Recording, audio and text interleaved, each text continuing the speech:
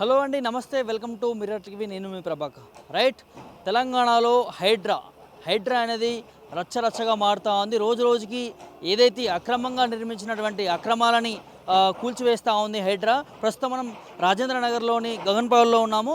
ఇక్కడ ఏదైతే ఇక్కడ పాక అని చెరువుకు సంబంధించి ఇక్కడ చుట్టూ సమీప ప్రాంతంలో అక్రమ కట్టడాలు ఉన్నాయని చెప్పి కూడా హైడ్రాకి సమాచారం ఇచ్చిన నేపథ్యంలో హైడ్రా మార్నింగ్ నుంచి ఉదయం నుంచి కూడా ఇక్కడ అక్రమంగా నిర్మించినటువంటి ఏదైతే కట్టడాలు ఉన్నాయో వాటన్నింటినీ కూడా నేలమట్టం చేసే దిశగా కూల్చివేస్తున్నటువంటి పరిస్థితి చూస్తూ ఉన్నాం. ఇక్కడ చూడొచ్చు. అయితే ఇక్కడ ఏదైతే ఫ్యాక్టరీలకు సంబంధించి ఇక్కడ కొన్ని దాదాపు ఒక 5 నుంచి 10 ఫ్యాక్టరీలు ఉండేటివి. ఫ్యాక్టరీలో అక్రమంగా నిర్మించారని చెప్పి కూడా ఇక్కడ అప్ప అనే ఒక చెరువు ఉంటుంది. ఆ చెరువుకు ఆనుకొని ఇవన్నీ కూడా నిర్మాణాలు చేసిరని చెప్పి కూడా ఇక్కడ మనకు క్లియర్ కట్గా ఎవిడెన్స్తో హైడ్రా కూల్చివేస్తుందని చెప్పి కూడా కొన్ని ఆధారాలతో అయితే పకడ్బందీగా ఉన్నాయని చెప్తా ఉన్నారు. అక్కడ చూడొచ్చు క్లియర్ కట్గా ఏదైతే బుల్డోజర్కి సంబంధించి పూర్తిగట్టిగా అక్కడ అక్రమంగా నిర్మించినటువంటి ఇళ్ళని కూల్చివేస్తూ ఉన్న పరిస్థితి దృశ్యాలు మనం లైవ్లో చూస్తూ ఉన్నాం. అయితే ఇవన్నీ కూడా దీని పక్కనే చెరువు ఉంది. చెరువును ఆనుకునే ఇవి అక్రమంగా నిర్మించారు అని చెప్పి కూడా ఇక్కడ క్లియర్ కట్గా హైడ్రా గుర్తించి మార్నింగ్ నుంచి ఇప్పటి వరకు కూడా ఇక్కడ కూల్చివేసే ప్రక్రియలు అయితే కొనసాగుతూ ఉన్నాయి.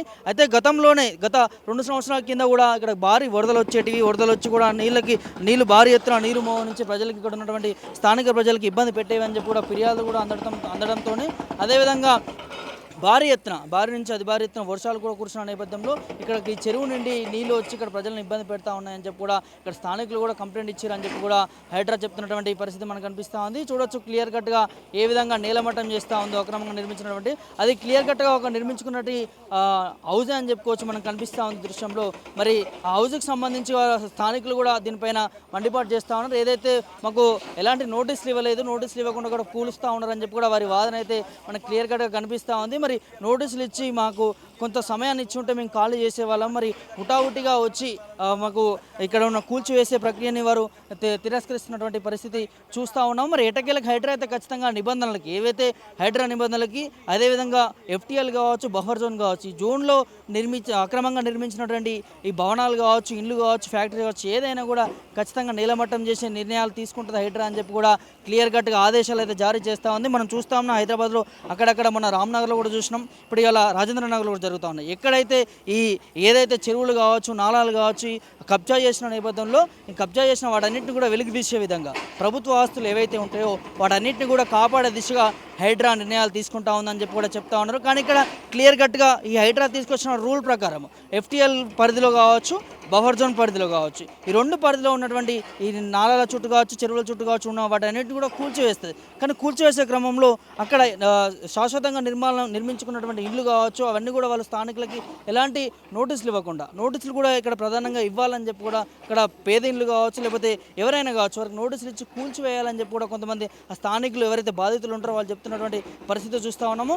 కానీ ఇక్కడ ఎలాంటి నోటీసులు ఇవ్వకుండా కూడా కూల్చివేస్తున్నటువంటి పరిస్థితి కూడా చూస్తూ ఉన్నాం. వాళ్ళ కోర్టు కూడా వెళ్తామంటున్నారు, స్టే కూడా తెచ్చుకున్నామని చెప్పి వ్యాఖ్యలు కూడా చేస్తూ ఉన్నారు. సో ఇవన్నీ ఒకవైపు అయితే ఖచ్చితంగా ఈ అక్రమంగా నిర్మించుకున్న వారిపైన చర్యలు అయితే తప్పు అని చెప్పి కూడా హైడ్రా అయితే కన్నెర చేస్తున్నటువంటి పరిస్థితి చూస్తాను. చూడొచ్చు ఇక్కడ ఈ ఎంత భారీ ఎత్తున ఉన్నటువంటి నిర్మాణము ఇదన్నిటి కూడా ఈ నేలమట్టం చేసే పరిస్థితి చూస్తా ఉన్నాం. అక్కడ చూడొచ్చు ఆ చెరువుకు సంబంధించి ఇదంతా కూడా చెరువు లోన్కి సంబంధించి ఎఫ్టీఎల్ బఫర్ జోన్లోనే ఉంది అని చెప్పి కూడా గుర్తించినటువంటి నేపథ్యం చూస్తా ఉన్నాం. ఇటువైపు కూడా చూడొచ్చు ఇక్కడ చెరువుకు సంబంధించి ఇక్కడ గతంలో ఈ చెట్లు చేమలు ఇవన్నీ లేకముందు కూడా భారీ ఎత్తున నీళ్ళు కూడా వచ్చేటి అని చెప్పి కూడా చెప్తున్నటువంటి పరిస్థితి చూడొచ్చు. అక్కడ చెరువుకు సంబంధించిన మనం విజువల్స్ కూడా చూస్తూ ఉన్నాము. దాదాపు ఇది అప్ప అనే చెరువుకు సంబంధించి ఏది రాజేంద్ర నగరు గహన్ పవర్కి సంబంధించిన ఈ చెరువులో చుట్టూ ఆనుకొని ఇంకా చాలా ఇల్లు కూడా ఉన్నట్టు నిర్ధారించినట్టు ఏదైతే హైడ్రా చెప్తా ఉంది. మరి వీటన్నిటిని కూడా కూల్చివేసే దిశగా నిర్ణయాలు తీసుకుంటుందని చెప్పి కూడా మనకు అందుతున్న సమాచారం ప్రకారం అయితే తెలుస్తూ ఉంది. అక్కడ చూడొచ్చు పెద్ద ఫ్యాక్టరీకి సంబంధించిన దృశ్యాలు కూడా చూస్తూ ఉన్నాము. భారీ ఎత్తున ఇక్కడ మరి అక్రమంగా కట్టడాలకి ఇక్కడ నిర్మించుకున్నారని చెప్పి కూడా హైడ్రా చెప్తా ఉంది. మరి ఎలాంటి ఆంక్షలు లేకుండా అంటే ఇక నేలమట్టం చేసే దిశగా వాళ్ళకి నోటీసులు కానీ ఏవి ఇవ్వకుండా ఖచ్చితంగా అక్రమానికి పాల్పడితే నోటీసులు ఇచ్చేది లేదు అని చెప్పి హైడ్రా చెప్తా ఉంది. నోటీసులు ఇవ్వకుండానే మరి ఖచ్చితంగా ఈ అక్రమంగా నిర్మించిన వాటిపైన ఉక్కుపాదం మోపి మరి ప్రభుత్వ ఆస్తులు వీటన్నిటిని కూడా కాపాడే దిశగా నిర్ణయాలు కూడా తీసుకుంటామని చెప్పి కూడా క్లియర్గా కనిపిస్తుంది. ఇక్కడ చూడొచ్చు ఇంతవరకు కూడా మనకి ఒక కాలువలా కనిపిస్తుంది. ఈ కాలువ నుంచే నీళ్ళు వచ్చేయడం చెప్పి కూడా ఇక్కడ స్థానికులు స్థానిక ప్రజలు చెప్తున్నటువంటి పరిస్థితి చూస్తూ ఉన్నాం. అక్కడ చూడొచ్చు, ఆ కారు కూడా బోల్తపడిన దృశ్యాలు కూడా మనం చూస్తూ ఉన్నాము.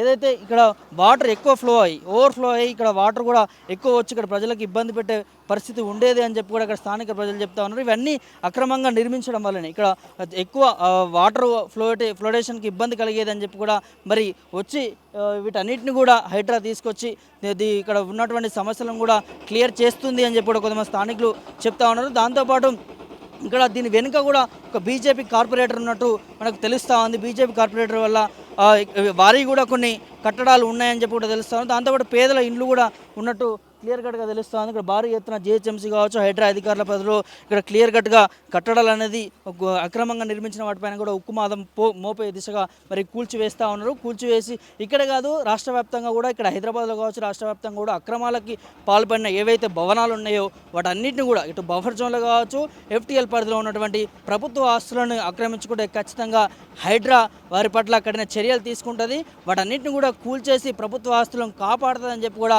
ఇక్కడ అధికారులు చెప్తున్నటువంటి పరిస్థితి కనిపిస్తుంది. నమస్తే, ఈ హైడ్రా కూల్చివేస్తా ఉన్న పరిధి చూస్తా ఉన్నాం. అయితే దీనికి సంబంధించి కొంతమంది బాధితులు కూడా ఉన్నారు. వారితో మాట్లాడి మరిన్ని విషయాలు తెలుసుకునే ప్రయత్నం చేద్దాం. చెప్పండి బ్రదర్, మీరు ఎక్కడి నుంచి ప్రాంతం ఎందుకు కూల్చివేస్తా ఉన్నారు, ఏంటి పరిస్థితి? మాకేం తెలియదు సార్, మాకేం నోటీస్ రాలే, ఏం రాలే. పొద్దుగాల వస్తుర్రు, వాళ్ళ కొడుతుర్రు. మాకు సామాన్ తీసే టైం గిట్టంగా ఇస్తలేరు వీళ్ళు. టైం ఇస్తే మేము సామాన్ గిట్టంగా తీస్తాం కదా, టైం గిట్టంగా ఇస్తలేరు. చెప్తే గిట్టంగా ఇంటలేరు ఎవరు.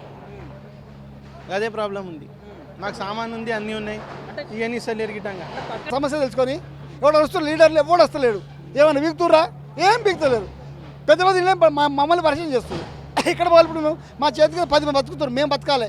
పిల్లని తీసుకొస్తాను, పండుకుంటాము, ఎక్కిమని చెప్పండి, పీడపోతారు. మాకు ఆశత ఉండదు. ఇక కనీసం మిషన్ కూడా దీన్ని ఇస్తలేరు.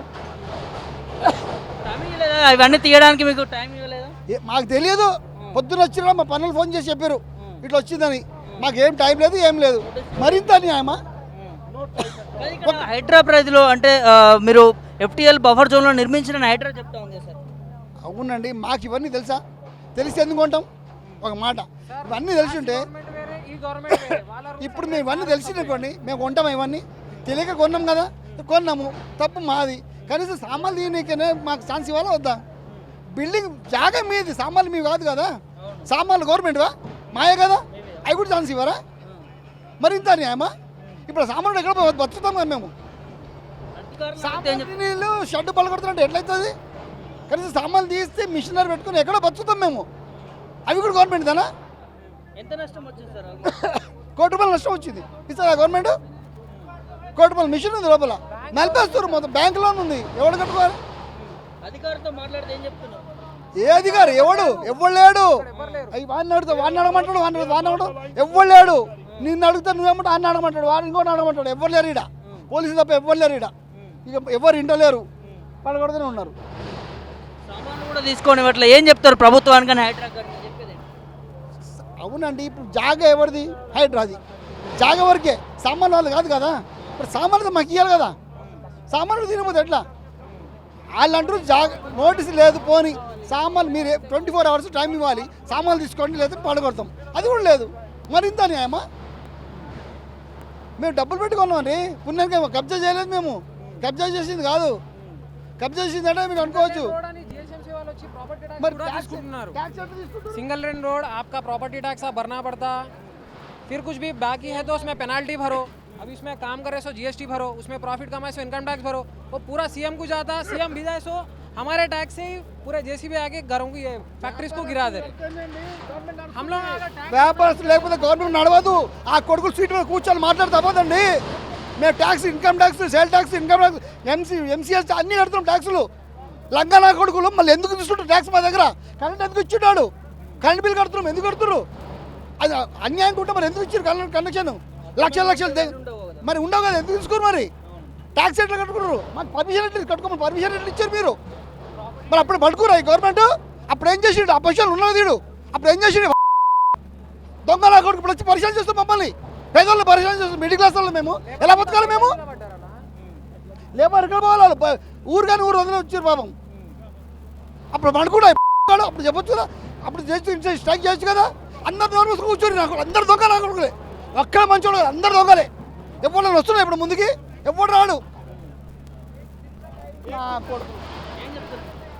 नहीं है सर, यहाँ पे पूरे लेबर्स बैठे हुए हैं, पूरे गांव से यूपी बिहार कहाँ से तो भी आए, उन लोगों को सडन बाहर निकालो बोल तो हम लोग यहाँ ठहर के देख रहे हैं, वो लोग कहाँ जाना अभी।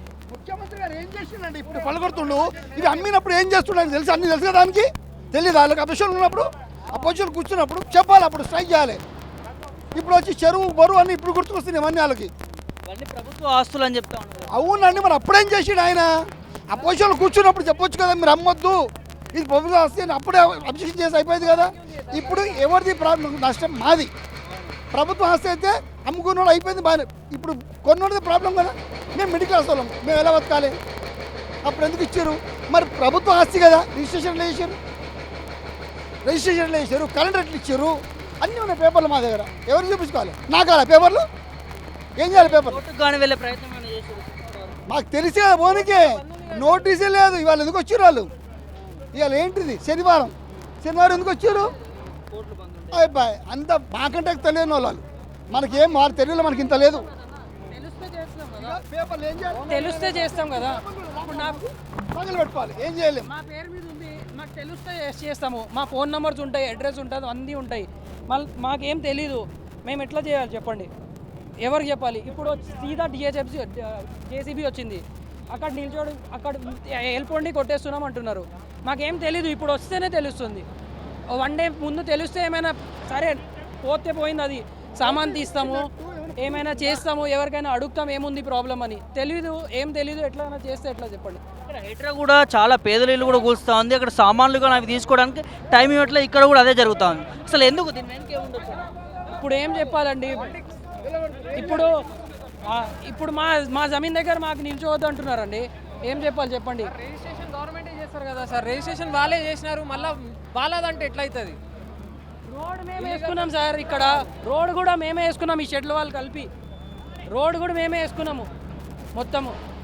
అంతా మొత్తం చేసిన తర్వాత ఇప్పుడు కొట్టేస్తారంటే ఏం చెప్పాలి చెప్పండి? మేము ఉంటాం లోపల, మాతో పాటే కొట్టమని చెప్పండి. అటు చూస్తున్నాం కదా, ఏదైతే ఇక్కడ బాధితులు ఎవరైతే ఉన్నారో వారి మాటల్లోనే విన్నాం మనం. ఏదైతే ఇక్కడ కూల్చివేసే దిశగా హైడ్రా నిర్ణయాలు తీసుకుంది, అక్రమంగా నిర్మించారని చెప్పి, సరే దానికి మేము కట్టుబడి ఉంటామని చెప్పి కూడా ఇక్కడ ఎవరైతే ఈ హైడ్రా నిర్మించిన ఈ ప్రాంగణంలో కూల్చేస్తున్నటువంటి ఈ ఎవరైతే యజమానులు ఉన్నారో, ఓనర్ ఉన్నారో, వారు ఆవేదన వ్యక్తం చేస్తూ ఉన్నారు. అయితే అక్రమంగా నిర్మించింది అయితే మరి గత ప్రభుత్వాలు ప్రతిపక్షంలో రేవంత్ రెడ్డి ఉన్నాడు, అప్పుడేం చేసిండని చెప్పి కూడా చెప్తా ఉన్నారు. దాంతోపాటు దీనికి సంబంధించిన పట్టా కావచ్చు, అవన్నీ కూడా మేము ట్యాక్సీ కడతా ఉన్నాం, దీనికి సంబంధించిన రోడ్డు కూడా ఇక్కడ వేసుకున్నాము. అప్పుడు ఏ ప్రభుత్వాలు ఎవరు కూడా రాలేదు, మరి ఇప్పుడు వచ్చి మా ఇంట్లో కూర్చోవేయడానికి అవసరం ఏమొచ్చింది ఈ ప్రభుత్వాలకి? వచ్చినా కూడా ఇక్కడ ఏదైతే ఆ సామాన్లు ఉన్నాయి, మా సామాన్లు కూడా అందులోనే ఉండిపోయినాయి. ఫ్యాక్టరీకి సంబంధించిన తయారయ్యాల మిషన్లు కూడా అవి తీసుకునే సమయం కూడా మాకు ఇవ్వలేదని చెప్పి కూడా ఇక్కడ ఎవరైతే ఆ యజమానులు బాధపడుతున్నటువంటి పరిస్థితి చూస్తూ ఉన్నామో. మరి ఖచ్చితంగా హైడ్రా నిర్ణయాలు తీసుకోవాలి, కూల్చివేయాలి, కానీ కనీసం టైం అయినా సమయమైనా వాళ్ళకి కేటాయించి వాళ్ళ సామాన్లు కావచ్చు, వాళ్ళ మిషన్లు కావచ్చు, అవి తీసుకునే ఆ సమయం ఇవ్వాలని చెప్పి కూడా బాధితులు ఇక్కడ ఆవేదన వ్యక్తం చేస్తున్న పరిస్థితి కనిపిస్తూ ఉంది.